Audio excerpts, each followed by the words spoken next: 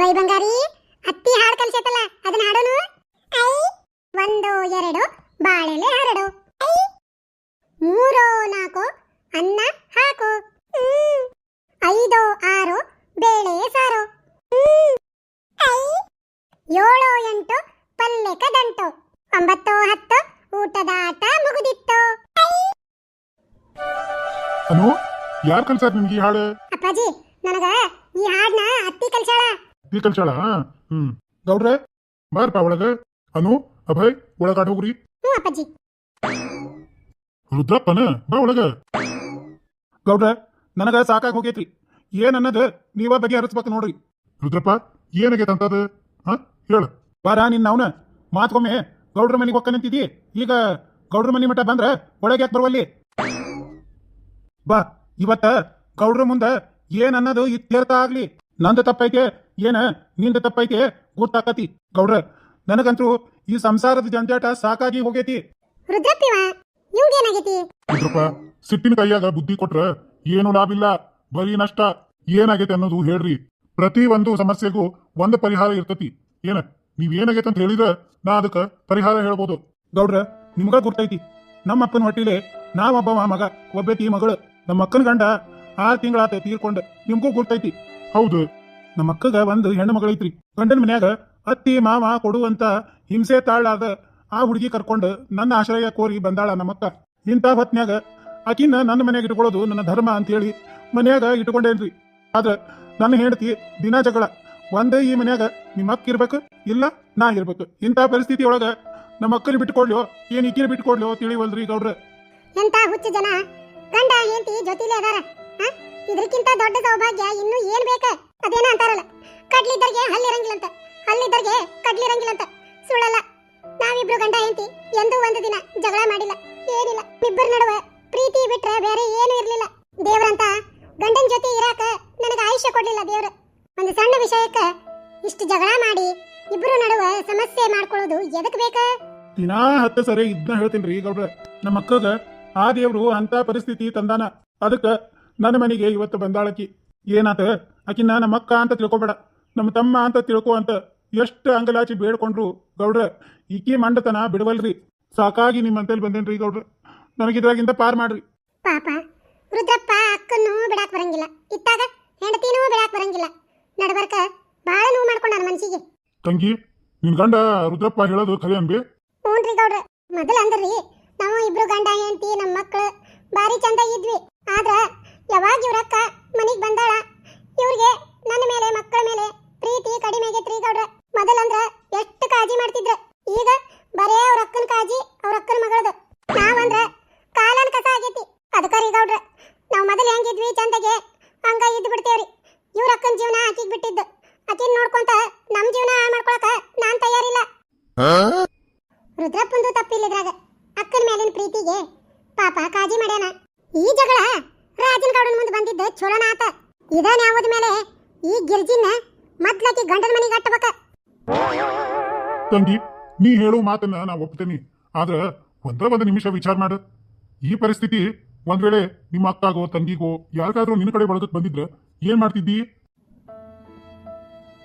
ಗೌಡ್ರ ಹಂಗ ಅನ್ಕೊಂಡು ಎಷ್ಟು ಪ್ರಯತ್ನ ಮಾಡಾಕತ್ತೇನ್ರಿ ಜೊತೆಯಾಗಿರಾಕ. ನನ್ನ ಕೈಲೇ ಮಾತ್ರ ಸಾಧ್ಯ ಇಲ್ಲ.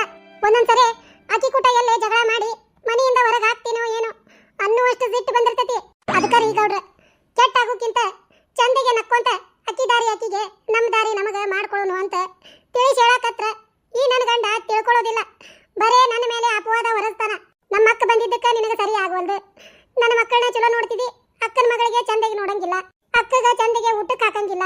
ಬರೀ ಅಕ್ಕನ ಕಾಳಜಿ ಮಾಡಾಕತ್ರ ನನ್ನ ಗಂಡ ಮಕ್ಕಳ ಕಾಳಜಿ ಮಾಡೋರು ಯಾರು? ಗೌಡ್ರ ನನ್ನ ಜಗದಾಗ ನಾ ಕರೆಕ್ಟ್ ಅದೇನಿ, ನನ್ನ ಗಂಡನ ಜಗದಾಗ ಅವ್ ಕರೆಕ್ಟ್ ಅದಾನ. ಆದ್ರ ನಾದ್ ನಿದ್ದ ಮನ್ಯಾಗ ನನಗಂತೂ ಬಾಳೆ ಮಾಡಕ್ ಆಗುದಿಲ್ಲ. ದಯಮಾಡಿ ಗೌಡ್ರ ನನಗಿದಕ್ಕೊಂದು ಪರಿಹಾರ ಬೇಕ. ನೋಡ್ರಿ ಗೌಡ್ರ ಇದ ಸಲ ಹಿಡ್ದಾಳ. ಈಗ ಆಕಿ ಪರಿಸ್ಥಿತಿ ನೋಡಿದ್ರ ಹಿಂಗೈತಿ. ಆಕಿನ ಗಂಡನ ಮನೆಗೆ ಕಳ್ಸೋ ಪರಿಸ್ಥಿತಿ ಒಳಗ ನಾ ಇಲ್ಲ. ಅದಕ್ಕ ಗೌಡ್ರ ಈಕಿಗೆ ಅವ್ರ ಅಪ್ಪನ ಮನೆಗೆ ಹೋಗಂತ ಹೇಳ್ರಿ ಒಂದ್ ಸ್ವಲ್ಪ ದಿನ. ನಮ್ಮ ಅಕ್ಕ ಒಂದಿಟ್ಟು ಆರಾಮಾಗಿ ಇರ್ಲಿ ಅಂತ. ನೋಡ್ರಿ ಗೌಡ್ರ ಇದರ ಅರ್ಥ ಏನ್ರಿ? ನಾ ಇರೋದಕ್ಕ ಇವ್ರ ಅಕ್ಕಗ ಮನ್ಯಾಗ ಸುಖ ಶಾಂತಿ ಇಲ್ಲ ಅಂತ ಅರ್ಥ ಆತ. ಅಷ್ಟಕ್ಕೂ ಮಾತುಗೊಮ್ಮೆ ನಿಮ್ಮ ಅಪ್ಪನ ಮನೆಗೆ ಹೋಗು ಅಂತಾರ್ರಿ. ಈಗರ ಸನೇದ್ರಾಗ ಯಾವ ಹಬ್ಬನೂ ಇಲ್ಲ, ಉಣಿವಿನೂ ಇಲ್ಲ.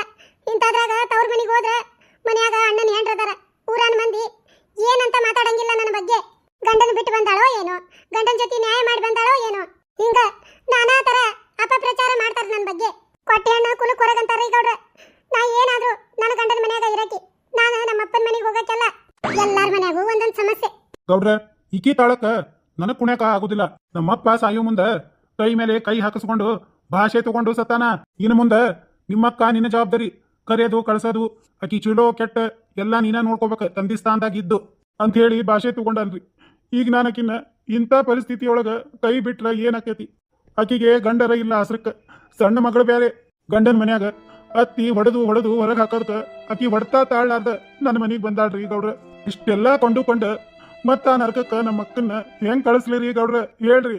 ರುದ್ರಪ್ಪ ಮೊದ್ಲ ಇಬ್ರು ಅಳದು ನಿಲ್ಲಿಸ್ರಿ. ತಂಗಿ ನೋಡ್ವಾ, ರುದ್ರಪ್ಪ ಹೇಳೋದು ಖರೇನೈತಿ, ನೀ ಹೇಳೋದು ಖರೇನೈತಿ. ಅಂದ್ರ ನಿನ್ನ ನಿರ್ಧಾರ ನಿನಗ್ ಬದ್ದೈತಿ, ಅವನ ನಿರ್ಧಾರ ಅವಂಗ ಬದ್ದೈತಿ. ಆದ್ರ ಇಬ್ಬರ ಮ್ಯಾಗ ಒಬ್ಬರು ಸೋಲ್ಬೇಕ, ಯಾವಾಗ್ಲೂ ಸೋತು ಗೆಲ್ಲಬೇಕ.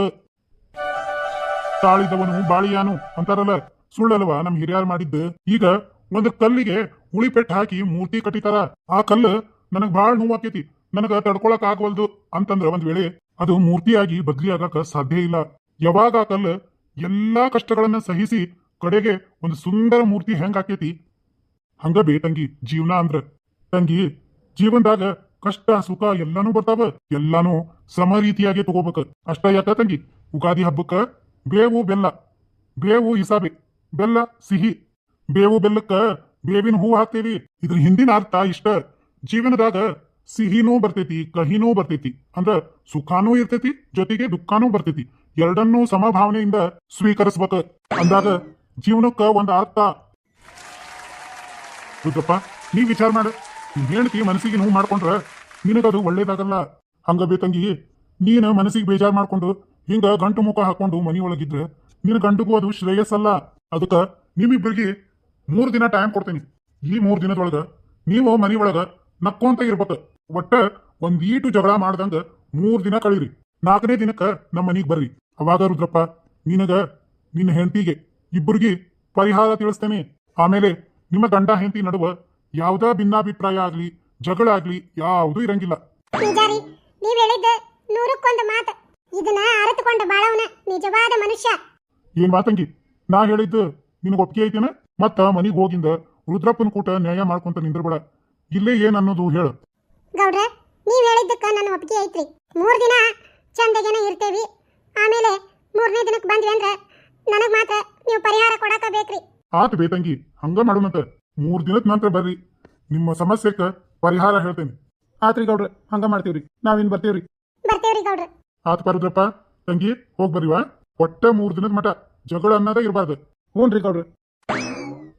ಗಂಡ ಹೆಂಡತಿ ಅನ್ನೋ ಒಂದು ಪವಿತ್ರ ಸಂಬಂಧಕ್ಕ ಪರಸ್ಪರವಾಗಿ ಒಬ್ಬರ ಮೇಲೆ ಒಬ್ಬರಿಗೆ ನಂಬಿಕೆ ಇತ್ತಂದ್ರ ಯಾವ ಜಗಳಕ್ಕೂ ಆಸ್ಪದ ಇರಂಗಿಲ್ಲ.